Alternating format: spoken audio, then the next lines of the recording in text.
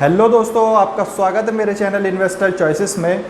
दोस्तों, हम में से काफ़ी लोगों को फेस वैल्यू, बुक वैल्यू और मार्केट वैल्यू को समझने में थोड़ी दिक्कत या परेशानी होती है। हमें प्राइमा फेस ये तो पता रहता है कि फेस वैल्यू मतलब कि किसी कंपनी के फेस पर जो वैल्यू है, बुक वैल्यू मतलब कि कंपनी की बुक में जो वैल्यू है, और मार्केट वैल्यू मतलब कि हमारी मार्केट में जो वैल्यू है। लेकिन ये वैल्यूज़ हमें क्या बताती हैं, हमें क्या कहना चाहती हैं, आइए थोड़ा बारीकी से समझते हैं। एक कहानी सुनते हैं। यह कहानी है तीन दोस्तों की, ए, बी और सी। ए, बी और सी मिलकर एक बिजनेस स्टार्ट करते हैं जिसमें ए कैपिटल लगाता है 5 लाख रुपीज़ की, बी उसमें कैपिटल लगाता है 3 लाख रुपीज़ की और सी उसमें कैपिटल लगाता है 2 लाख रुपीज़ की। तो उनकी टोटल जो कैपिटल होती है वो होती है 10 लाख रुपीज़ की। अब वो बिजनेस करेंगे तो ऐसा हो सकता है कि फ्यूचर में उन्हें किसी अदर पर्सन को, फॉर एग्जांपल डी को, बिजनेस में ऐड करना पड़े, या ऐसा भी हो सकता है कि ए, बी या सी में से कोई पर्सन बिजनेस छोड़कर चला जाए। तो उस टाइम उनके जो कैपिटल का डिस्ट्रीब्यूशन होगा वो करना थोड़ा डिफ़िकल्ट हो जाएगा। तो वो उस डिफ़िकल्टी को थोड़ा ईजी करने के लिए अपनी कैपिटल को छोटे छोटे पीसेज में डिवाइड कर देते हैं। मान लीजिए कि वो 10 रुपीज़ के छोटे छोटे पीसीज में अपनी कैपिटल को डिवाइड करते हैं। तो ये जो छोटे छोटे पीसीज होते हैं जिसमें वो अपनी कैपिटल को डिवाइड करते हैं, ये होते हैं हमारे शेयर्स। तो यहाँ पर उनके पास 1 लाख शेयर्स हो जाते हैं और जो 10 रुपीज़ की फेस वैल्यू में डिवाइडेड होते हैं। तो मतलब कि उनकी टोटल कैपिटल 10 लाख होती है जिसमें फेस वैल्यू उनकी 10 रुपीज़ होती है और उनके पास नंबर ऑफ शेयर्स होते हैं कितने, 1 लाख। अब उनका बिजनेस ग्रो करता है और नेक्स्ट ईयर वो लोग 10% की रिटर्न जनरेट करते हैं। अब 10% की रिटर्न जनरेट करते हैं तो उनके पास दो ऑप्शन हो जाते हैं, या तो वो उस रिटर्न को पूरा का पूरा विड्रॉल कर ले और कंज्यूम कर ले, या उसमें से कुछ रिटर्न को विड्रॉ करे और कुछ को री इन्वेस्ट अपने बिजनेस में कर दें। तो वो लोग सेकेंड ऑप्शन को प्रेफर करते हैं और अपनी प्रॉफिट में से कुछ प्रॉफिट को विड्रॉ करते हैं और कुछ को अपने बिजनेस में दोबारा से री इन्वेस्ट कर देते हैं। लेट्स से वो 50% विड्रॉ कर लेते हैं। तो अब हम अगर उनकी कैपिटल नेक्स्ट ईयर देखते हैं तो यहाँ पर उनकी कैपिटल हो जाती है 10 लाख प्लस 50,000, क्योंकि 50% अपने प्रॉफिट का वो लोग विड्रॉ कर चुके हैं।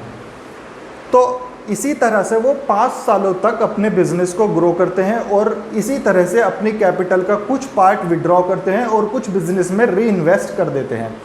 5 सालों बाद जब वो देखते हैं तो उनकी जो कैपिटल बुक में होती है वो 20 लाख हो चुकी होती है।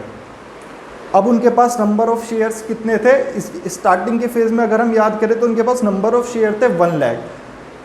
अब उनकी बुक में वैल्यू है 20 लाख। इसका मतलब कि पर शेयर की उनके पास जो बुक में वैल्यू आती है वो आती है पूरे 20 रुपीज़। 20 रुपीज़ की पर शेयर की उनकी बुक में वैल्यू हो जाती है। अब ये 20 रुपीज़ हमें क्या बताता है, ये 20 रुपीज़ की जो बुक वैल्यू है वो हमें बताती है कि मैनेजमेंट ने, मतलब कि ABC, इन लोगों ने कितनी मेहनत की है उस बिज़नेस को खड़ा करने के लिए, अपने बिज़नेस को ग्रो करने के लिए।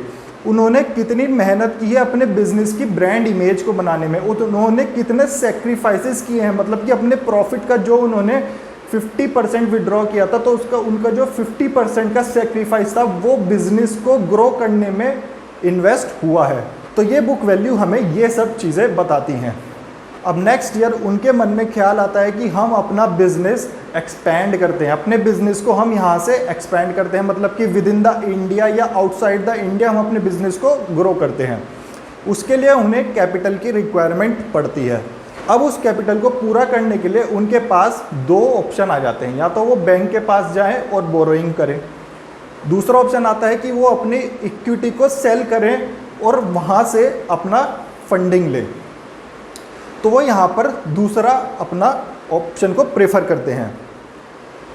तो अब वो लोग IPO निकालते हैं और इन्वेस्टर को अप्रोच करते हैं और झंडा लेकर खड़े हो जाते हैं कि आप हमें पैसा दीजिए, हमारा बिजनेस देखिए कि हमने अपनी फेस वैल्यू 10 रुपये की फेस वैल्यू थी उसको हमने 5 सालों में डबल किया है, आप हमें पैसा दीजिए, हम आपके पैसे को 5 सालों में डबल कर देंगे।